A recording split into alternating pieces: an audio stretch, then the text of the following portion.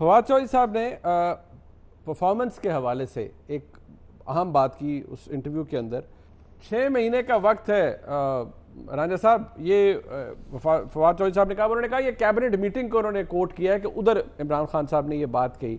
तो 6 महीने तो इट्स अ फेयर टाइम। 6 महीने में अगर वो ये कह रहे हैं कि परफॉर्मेंस इंप्रूव हो जाएगी या परफॉर्मेंस इंप्रूव होनी चाहिए, ये तो कोई इतनी काबिल एतराज़ बात नहीं है। इसके ऊपर तो ठीक है, किसी भी जमात के अंदर कोई भी प्राइम मिनिस्टर जो है वो ये कहेगा कैबिनेट मीटिंग के अंदर कि भाई परफॉर्मेंस इंप्रूव करें।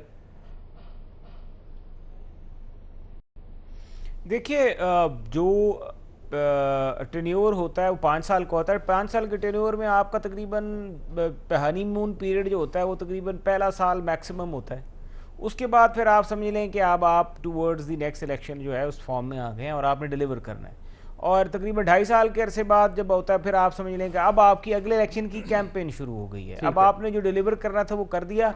अब आपकी जो एक्सिक्यूशन है प्रोजेक्ट्स की और उनकी इम्प्लीमेंटेशन ऑन ग्राउंड जो है मेच्योरिटी की तरफ इतनी तेज़ी से जानी चाहिए कि इलेक्शन से साल पहले वो प्रोजेक्ट्स खड़े हुए लोगों को नजर आएँ। जिस तरह हमने CPEC किया, जिस तरह हमने रोड्स बनाई, डेवलपमेंट की, इंफ्रास्ट्रक्चर डेवलपमेंट्स की काम किए, इकॉनमी के एंड पे भी डिलीवर किया, काफ़ी कुछ किया, लेकिन वो हमारा फिर वो नज़र आना चाहिए। वो आखिरी साल जो होता है ना, वो उसमें आपको नहीं समझ आती कि उसमें फिर आपको बाज़ दफ़ा गवर्नेंस का भी मौका नहीं मिलता। पॉलिटिकल हवा इस तरह की ट्विस्ट खाती है कि चीज़ें आपकी गवर्नेंस, जिस तरह हमारे साथ हुआ कि गवर्नेंस बड़ी ठीक थी, गुड गवर्नेंस थी, सब कुछ था, लेकिन आखिर में जो 6 महीने में हवा चली, जिस तरीके से आपको ऊपर वाला साइड सब इतने मजबूत पार्टी के बावजूद जो हो इलेक्शन में हुआ और सारे पाकिस्तान को पता है किस तरह हुआ, वो चीज़ें हालात बनते होते हैं आखिर में।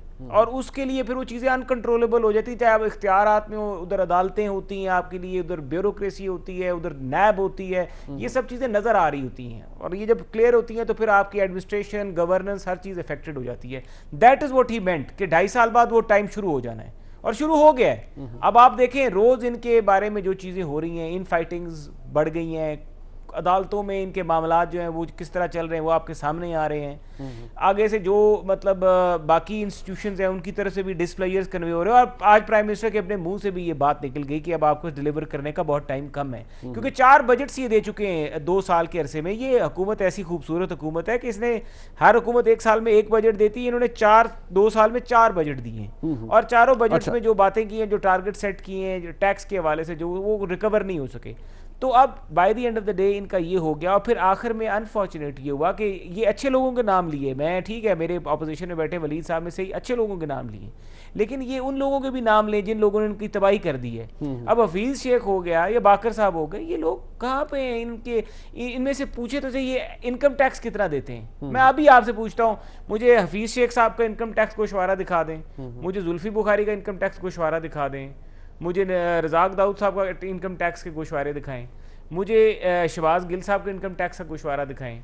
क्योंकि टैक्स पे आप देखेंगे टैक्स कितना ये पे कर रहे हैं। अभी तक इन्होंने एसेट्स डिक्लेयर नहीं किए। और ये इनकी जो मूविंग जो हुकूमत, इनकी हुकूमत को जो ड्राइविंग फोर्स है वो ये लोग हैं। ठीक है, इलेक्टेड लोग तो बेचारे वाकई आज MNAs रो रहे थे और दुरुस्त रो रहे थे कि उनको तो मुलाकात का टाइम ही नहीं मिलता ना, डेवलपमेंट फंड मिलते हैं। जो जनूबी पंजाब का नारा लगा के गए थे राजा साहब, ये बात तो वैसे है कि जब जो जनूबी पंजाब का नारा लगा के आए थे वो आज जनूबी सर मेरी यार सुने ना आपने, ठीक है जनूबी पंजाब का लोग नारा लगा के आए, लेकिन आपके वक्त में भी सफदर साहब ने भी असेंबली में कहा जी कि फवाद साहब ने हमें ये नहीं करने दिया, फलान नहीं किया, एक्सेस के प्रॉब्लम्स आपके वक्त भी थे। तो ये तो MNAs की फ्रस्ट्रेशंस होती हैं। मेरा नहीं ख्याल ये इतना बड़ा इशू होता है किसी हुकूमत, या होता है आपकी नजर?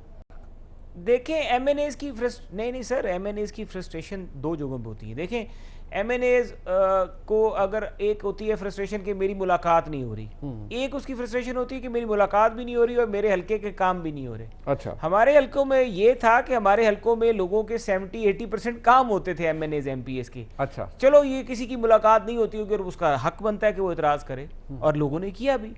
लेकिन काम के मामले में हमारे MNAs MPs ठीक थे। हर MNAs MPs की हल्के में 100 के कितने, वैसे तो ਤੁਹਾਡੇ ਵੇਲੇ भी रियाज पी ज़ाना साहब कट रहे होते थे, मेरे काम नहीं होते, लेकिन चले दैट्स अ सेपरेट डिबेट। नहीं बिल्कुल रियाज नहीं, that is a separate debate. But मैं ये कह रहा हूँ कि वो हैविंग सेड दैट ऑल, इनकी गवर्नमेंट में जो इलेक्टेड हैं वो बेचारे सिलेक्टेड के गुलाम बन चुके हैं। ठीक है, अच्छा, मुझे उन 152 अपने अरकानी असेंबली पे तरस आता है कि इनमें से कोई भी इतना केपेबल नहीं है कि वो ये वजारतें चला सकें, इन्होंने सारे के सारे जो सेक्टेड हैं जो ना ठीक है, मैं जरा गबोल साहब से कंक्लूड करा लूं ये, लिया हुआ है। ठीक है, मैं नबील भाई जरा कंक्लूड कर दीजिए। फवाद चौधरी साहब ने ये जो कहा है 6 महीने वाला, ये प्राइम मिनिस्टर को कोट किया उन्होंने, इसके अंदर से कोई नया मफरूजा तो नहीं जन्म ले रहा कि पता नहीं कुछ होने लगा है? उन्होंने तो वैसे बात की है कि प्राइम मिनिस्टर ने कहा भाई परफॉर्मेंस इंप्रूव करें 6 महीने।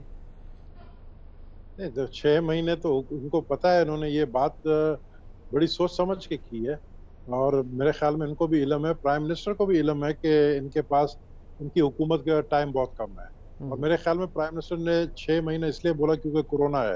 अगर कोरोना नहीं होता तो मैंने पहले ही प्रिडिक्ट किया था कि 2020 इलेक्शन का साल, लेकिन कोरोना ने इस हुकूमत को बचा लिया। तो उन्होंने इसलिए कहा कि भाई 6 महीने के अंदर, क्योंकि उनको भी कहा गया है कि आप लोगों की लैक ऑफ गवर्नेंस और आपकी परफॉर्मेंस की वजह से कुछ ऐसे इदारे हैं जो बदनाम हो रहे हैं उनके वजह से। और खुद इनके अपने लोगों ने जिस तरीके से इनके लेडी एमपीए का जो वीडियो ऑडियो लीक हुआ, वो क्या बातें कर रही थी, इसी तरीके से इनके अपने लोग जो बातें करते हैं, ये कुछ इदारों को बदनाम करने की कोशिश कर रहे हैं। अच्छा। तो इदारे नहीं चाहते हैं कि उनके वजह, इस गवर्नमेंट के वजह से, इस नाअहल गवर्नमेंट की वजह से जो है वो बदनाम हो। देखिए, prime minister is sitting on the top, when you are sitting on the top and you don't move, तो फिर आपका फायदा क्या प्राइम मिनिस्टर बनने का? आपको प्राइम मिनिस्टर बनाया था इसीलिए कि आप अपनी टीम को चलाएं, जैसा कैप्टन आपने चलाया था अपनी टीम को। आप वसीम अकरम प्लस लोगों को बना लेते, लेकिन आपका अच्छी टीम थी। और मैं वलीद साहब के लिए एक बात बताना चाहता हूं कि वलीद साहब ने 4 नाम सिर्फ लिए फ्रंट रनर का, बाकी सारे बच्चे टीम है इनके, अंडर 19 की टीम है। चाहे अभी मैं किस किस का नाम, मतलब मुराद को देख लें आप, इनके साथ जितने ये शहबाज गिल को देख लें, अनइलेक्टेड 19 लोगों को देख ले, ये सारे अंडर 19 के खिलाड़ी। सारे प्लेयर तो सीनियर नहीं होते ना किसी टीम के अंदर, कुछ सीनियर प्लेयर्स होते हैं, तगड़े प्लेयर्स होते हैं, कुछ नए प्लेयर्स भी होते हैं। नहीं सर, नहीं सीनियर। आपको अगर आपकी टीम को अगर गेम जीतनी है तो आप बैलेंस रखेंगे। सिर्फ 4 लोग फ्रंट रनर कहकर आप जो है ना टीम को कामयाबी नहीं दिला सकते हैं। अच्छा। तो मैं समझता हूँ कि इनकी जो नाकामी है ये इनकी टीम की वजह से है। ठीक है। और अच्छा, अब ऐसा ये प्राइम मिनिस्टर, ठीक। अच्छा चले, मेरे पास क्योंकि वक्त बिल्कुल ख़त्म हो गया, मैं चाहता था कि इस डिबेट को हम आगे बढ़ाएं, लेकिन हम फिर इसको ज़रूर डिस्कस करेंगे हुकूमती परफॉर्मेंस को भी जिस दिन। मैं वलीद साहब का शुक्रिया, नबील गबोल साहब का और मोहसिन शाहनवाज राना साहब का। प्रोग्राम में एक ब्रेक शामिल करते हैं, वापस आएंगे तो दिफाई बजट के हवाले से बात ज़रूरी है। बहुत से सवालात होते हैं, बहुत से साजिशी मफरूज़े घड़े जाते हैं, लेकिन हक़ाइक़ क्या कहते हैं दिफाई बजट के हवाले से, इस पर बात होगी ब्रेक के बाद। हमारे साथ रहिए।